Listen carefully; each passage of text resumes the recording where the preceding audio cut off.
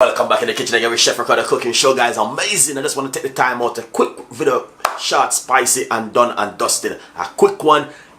Happy Easter from Chef Ricardo and the team. Hopefully you guys have a lovely weekend. Enjoy yourself, eat some holy bun and cheese and some fried fish. But not only that, remember, always give thanks to the Almighty God, the one who created us, the one who loved us, the one who never leave us nor forsake us. Alright, so remember this Easter to give God thanks. Alright, in your walking, in your going out, in your talking, and everything what you do at home. So guys, this Easter we're gonna have a lovely time. We got the Easter bun pan line, we got all different kind of stuff going on right now. So tune in and get something to make with Chef Ricardo this Easter. Thank you so much for watching, and we have a lot more recipe. Go over to my Instagram, my Facebook page, and watch more video. Alright, stay tuned in with Chef Ricardo again one more time. Happy Easter from Chef Ricardo.